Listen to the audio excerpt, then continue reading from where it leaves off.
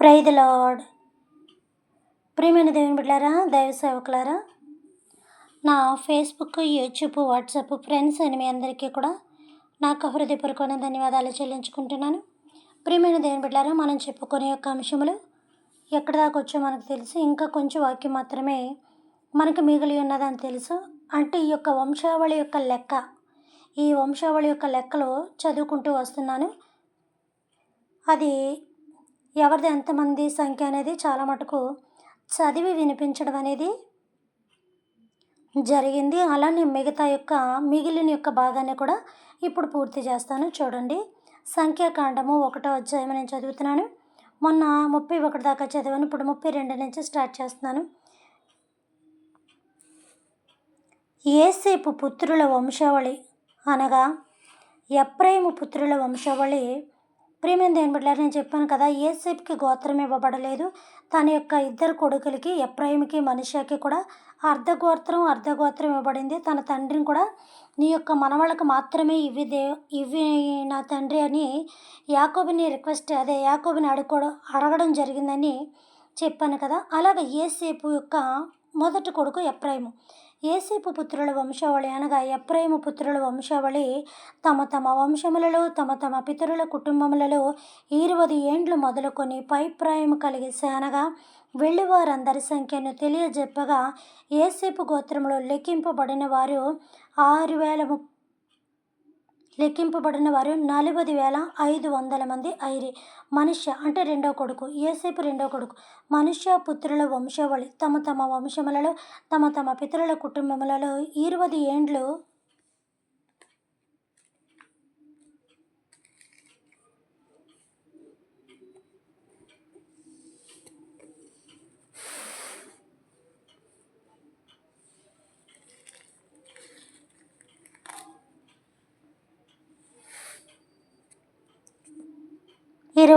మొదలుకొని పైప్రాయం కలిగి సేనగా వెళ్ళి వారందరి సంఖ్యను తెలియజెప్పగా మనష్షా అంటే యోసేపు రెండో కొడుకు. మనష్షా గోత్రములో లెక్కింపబడిన వారు 32,500 మంది అయిరి. బెన్యామీను పుత్రుల వంశావళి తమ తమ వంశములలో తమ తమ పితరుల కుటుంబములలో 20 ఏండ్లు మొదలుకొని పైప్రాయం కలిగి సేనగా వెళ్ళి వారందరి సంఖ్యను తెలియజెప్పగా బెన్యామీను గోత్రములో లెక్కింపబడిన వారు 35,400 మంది అయిరి. చూసారా, 35,400 మంది అయిరి. దాను పుత్రుల వంశావళి తమ తమ వంశములలో తమ తమ పితరుల కుటుంబములలో 20 ఏండ్లు మొదలుకొని పైప్రాయం కలిగి సేనగా వెళ్ళి వారందరి సంఖ్యను తెలియజెప్పగా దాను గోత్రములో లెక్కింపబడిన వారు 2,700 మంది అయిరి. 62,700 మంది అయిరి. అషేరు పుత్రుల వంశావళి తమ తమ వంశములలో తమ తమ పితరుల కుటుంబములలో 20 ఏండ్లు మొదలుకొని పైప్రాయం కలిగి 20 ఏండ్లు మొదలుకొని పైప్రాయం కలిగి సేనగా వెళ్ళి వారందరి సంఖ్యను తెలియజెప్పగా అషేరు గోత్రములో లెక్కింపబడిన వారు 41,500 మంది అయిరి.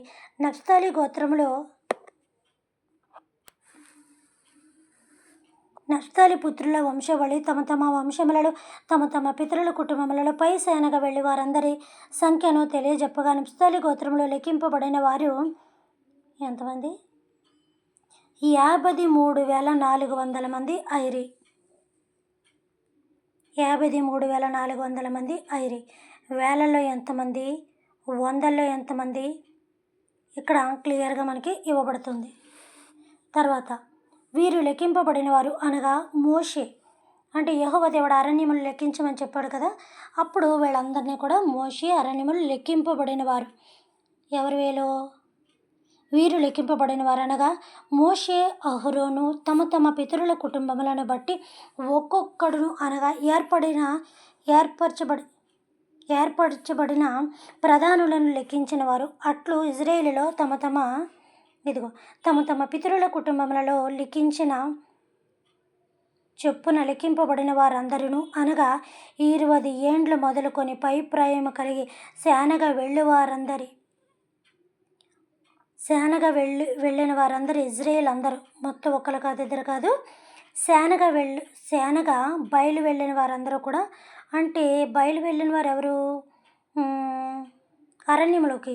ఇందులో చెప్పాను కదా, స్త్రీల సంఖ్య ఎవరూ లేరు. వాళ్ళ పడుచువారా, పిల్లల, వృద్ధుల అన్నది ఎవరూ లేరు. తర్వాత 20 సంవత్సరాల కింద, అంటే 19 సంవత్సరాలు, టీనేజ్ అంటే మరీ టీనేజ్ అనుకోవచ్చో ఏమో నాకు తెలీదు, ఆ టైప్ ఇంకెవరు కూడా లేరు. 20 ఏండ్ల పై మొదలుకొని ఆ పురుషులలో ఎవరు లేరు. తర్వాత వృద్ధులు పురుషులు, ఇక ఆ తర్వాత అలా కూడా ఎవరు లేరు. మంచి బలాఢ్యులు మాత్రమే దేవుడు లెక్కించారు. అట్లు ఇజ్రాయేలులు తమ తమ పితరుల కుటుంబములలో లెక్క చెప్పున లెక్కింపబడిన వారందరూ, అనగా 20 ఏండ్లు మొదలుకొని పైప్రాయం కలిగి, అంటే 20 సంవత్సరాల పైనుంచే లెక్కించారు.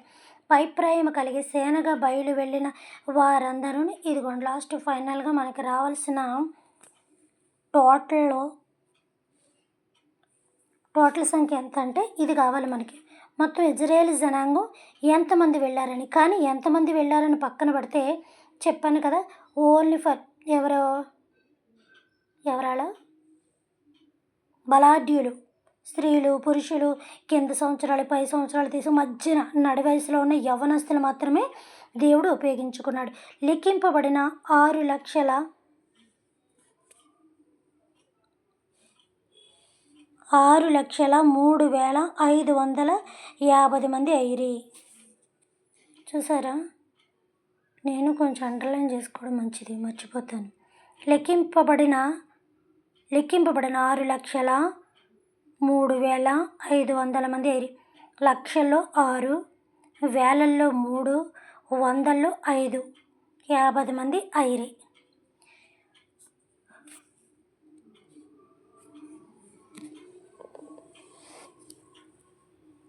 ప్రియమైన దేవుని బిడ్డలారా, ఇప్పుడు విషయం ఏంటంటే కనుక, ఇప్పటిదాకా మనం వంశావళి చూసుకున్నాం, వంశావళి యొక్క లెక్కలు చూసుకున్నాం.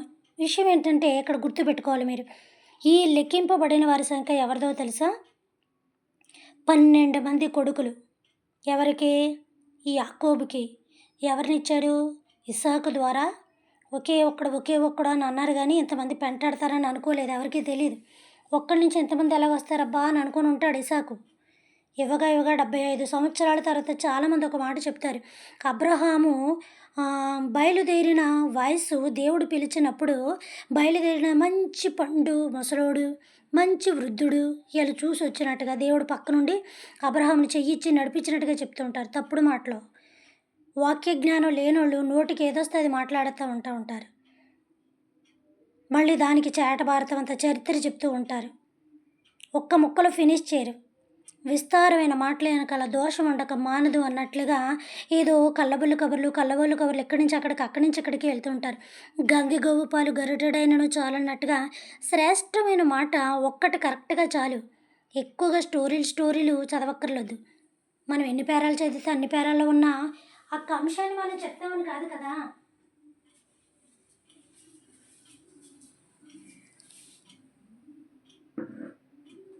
కాబట్టి ప్రియమైన దేవుని బిడ్డలారా, గుర్తుపెట్టుకోండి, ఆదికాండము 12వ అధ్యాయం ఉంటుంది. ఇప్పుడు నేను తీయట్లేదు. ఆదికాండము 12వ అధ్యాయము 1లో ఉంటుంది. దేవుడు అతన్ని పిలుచుకునేటప్పటికి 12వ అధ్యాయం నుంచి చదివితే ఉంటుంది. దేవుడు అతన్ని పిలుచుకునేటప్పటికి మంచి వయసులో ఉన్నాడు. దేవుడు అతన్ని పిలుచుకునేటప్పటికి అది చచ్చిపోయే వయసు. దేవుడు అతన్ని పిలిచేటప్పటికి అది పండు వృద్ధాప్యమైన వయసు. నువ్వు పక్కన లేవగానే ఉంటే గోమీని కొట్టాలని ఉందని అనుకుంటారు. వృద్ధుడు కాదు అని నువ్వే అంటున్నావు, వృద్ధుడని నువ్వే అంటున్నావు. పడుచోడు కాదు అని నువ్వే అంటున్నావు, పడుచోడు అని నువ్వే అంటున్నావు. అసలు మీరు మాట్లాడుతున్న మాటకి ఏమన్నా లెక్క ఏమన్నా ఉందా అని మీరు అడగచ్చు. చెప్తున్న మాట అటన్నా ఉండాలి, ఇటన్నా ఉండాలి, అటు ఇటు కానట్టు ఇదే మాట అని మీరు అనొచ్చు. నిజమే ప్రియమైన దేవుని బిడ్డలారా, అంటే నేను లోకరీతిగా బైబిల్ రీతిగా చెప్తున్నాను. అది ఏంటంటే, ఒక విధంగా చెప్పాలంటే బైబిల్ రీతిగా కూడా దేవుడు మనకిచ్చిన ఆయుష్ ఎంత క్లియర్గా బైబిల్లో ఒక లెక్క పెట్టేశాడు, 70. ఒకవేళ నీకు తిండి బలం, ఆ బలం, ఈ బలం కాస్తంత, బాడీ కాస్త స్టిఫ్గా ఉండి ఫిజిక్ అంతా నీకు బాగుండి ఇచ్చేస్తే కనుక, నీ పితరులు అంటే నీ తల్లిదండ్రులు బట్టి, ఆయుష్ బట్టి, అట్ల బట్టి కొంచెం చూసుకుంటే కనుక ఒక 80, ఇంకొక 10 లాగావు, 80 సంవత్సరాలు. ఎలాగా? అధిక బలము, అధిక బలము ఉన్న ఎడల అంటే శారీరక బలము. నువ్వు తినే తిండి బట్టో, దేన్ని బట్టో అధిక బలము నీకున్న ఎడల శారీరక బలం అనమాట. ఉన్న ఎడల దేవుడు నీకు 80 సంవత్సరాలు కరెక్ట్‌గా జాగ్రత్తగా ఫుడ్ అది మెయింటైన్ చేసి, ఇచ్చేసి మనం కాపాడుకుంటుంటే గనక 80 సంవత్సరాలు నువ్వేదో లాక్కొత్తావయ్యా అని అన్నాడు. అంటే అప్పటికి మన వయస్సుకి ఈ యొక్క భూలోకరీత్యా మన వయస్సు చూసుకుంటే, ఆ వయసుకి ఎక్కడుంటాం మనం? వృద్ధాప్యంలో ఉంటాం. అందుకే నేనన్నాను. ఆ వయసుకి వృద్ధాప్యమైన వయసు అని అన్నాను.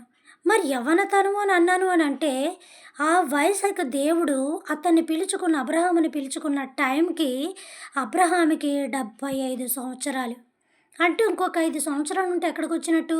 ఈ 80లోకి అతను ఎంటర్ అయినట్టు. అంటే ఇంకొక 5 సంవత్సరాలుంటే ఏంటతను? సమాధికి చేరే వయసు. ఇంకొక 5 సంవత్సరా